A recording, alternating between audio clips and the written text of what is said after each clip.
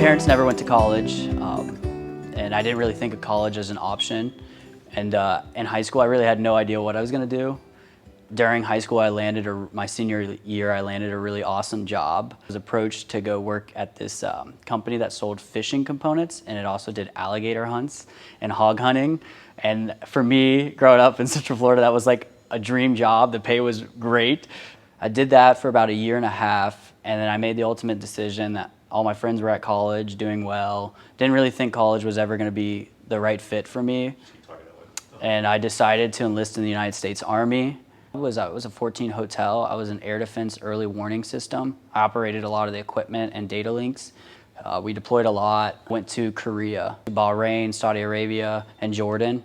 I really enjoyed my time in the Army, but I always knew I wasn't a lifer. I wasn't gonna hit my 20 years. So I took the next step and I said, hey, I'm gonna get out and I'm gonna go pursue a college degree.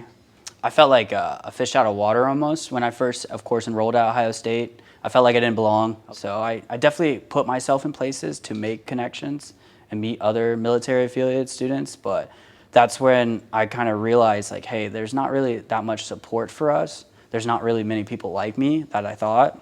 It was when I first was introduced to NVLF. I can vividly recall it was a Saturday morning. They were gonna have speakers. It was kind of an introduction into the NVLF. And that was my first moment when I was like, I realized what my value could be from my previous experience as a military service member and then coming to college. And that was a huge eye-opening moment for me. And that's where the military community advocate came out of.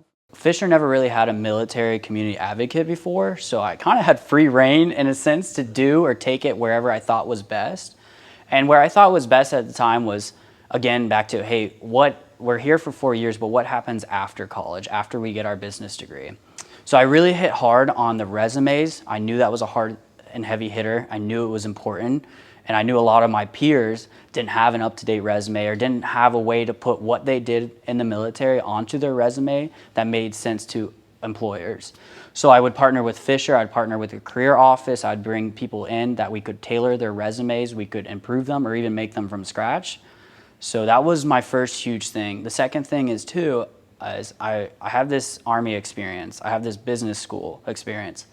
I want to be a future business leader. What do I need to be doing to get a job out of service? So I sought experience, and I started small with my first internship. I worked at a paper box company, and then I luckily got a great offer the following summer to work with a large steel company here in Central Ohio. I loved it, but I was like, I don't know, this doesn't feel right for me. So I was like, let me try consulting or banking. I did my research, talked to a few great mentors and some friends, and then I fell into banking. Got accepted for the internship program, and I worked in Charlotte within the WIM wealth and investment space. Loved it, I loved Charlotte, but I knew I did not want to be on that track within the bank. So I re-interviewed while I was there, and I got an offer to come back on the international trade team under the commercial bank. And I accepted it. So after graduation, I'll be going there as a full-time analyst. Building my resume with my military experience and the internships, regardless that they weren't in banking or a financial sector, was huge and pivotal because I found myself in that cohort surrounded by a lot of great, intelligent students from top schools, and I was just as competitive.